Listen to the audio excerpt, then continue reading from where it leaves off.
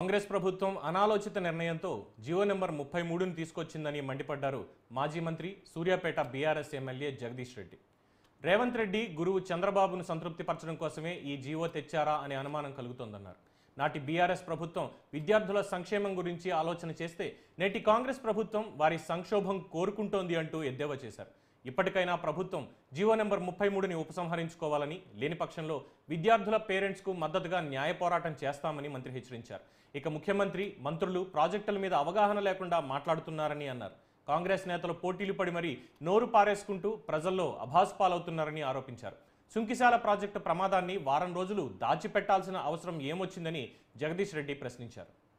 చేసిన పని తెలంగాణ విద్యార్థులకి గొట్టలు పెట్టేలాగా, ప్రత్యేకించి నల్గొండ జిల్లా, ఇంకా దాంట్లో సూర్యాపేట జిల్లా ప్రజలకి, విద్యార్థులకి జీవో 33 తీసుకొచ్చింది. వాస్తవానికి గతంలో మేము ఇక్కడ కూడా చిన్న ఇబ్బంది జరగకుండా, ఒక విద్యార్థి కూడా, తెలంగాణ విద్యార్థి నష్టపోకుండా, బయట వాళ్ళు ఇక్కడికి రాకుండా నిరోధించడం కొరకు ఏదైతే మేము జీవోలు ఇచ్చినామో, వరుసగా 4 సంవత్సరాలు ఇక్కడ చదివి ఉండడమే కాదు, గత 7 సంవత్సరాలలో 4 సంవత్సరాలు మన దగ్గర చదివి ఉన్న తెలంగాణలో వాళ్ళకి మాత్రమే నేటివిటీ వస్తుంది, లోకల్ ఏరియా వస్తుంది అని చెప్పి.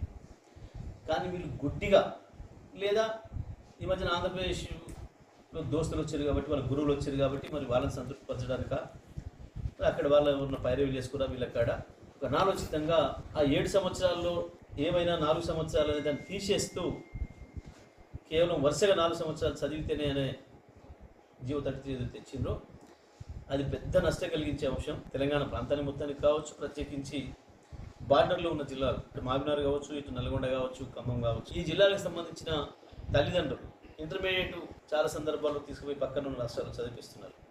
గతంలో పూర్వం నుంచి ఉన్న అలవాటు కాబట్టి పాపం తెలియక కొంతమంది అక్కడ ప్రత్యేకంగా కొంత వీళ్ళకి అదనంగా వస్తుంది అనే భావన కావచ్చు, అక్కడ ఏదో కొంత విద్య బాగుంటుందనే భావన కావచ్చు, లేదా ఇంటికి దూరంగా ఉంచాలన్న భావన కావచ్చు, పిల్లల్ని గుంటూరులో, విజయవాడలో, అట్లాగే అటువైపు కర్నూలులో ఏదైనా కొంత ఇన్స్టిట్యూషన్స్, పేరున్న ఇన్స్టిట్యూషన్స్ అని చెప్పి తీసుకుపోయి చదివిస్తున్నారు.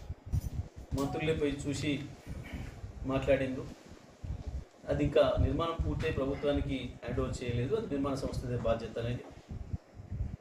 ఏం జరిగింది అనేది వాళ్ళే ఆలోచించుకుంటారు. అక్కడ మరి మానవ ప్రమాదం ఏం జరగలేదనే ఉద్దేశంతో బహుశా మాట్లాడలేదు.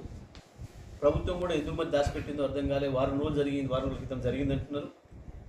నిన్న సోషల్ మీడియా ద్వారా ఇతర పద్ధతుల్లో బయటకు వస్తే తప్ప ప్రభుత్వం ఆ విషయాన్ని ప్రజలకు చెప్పడానికి ఎందుకు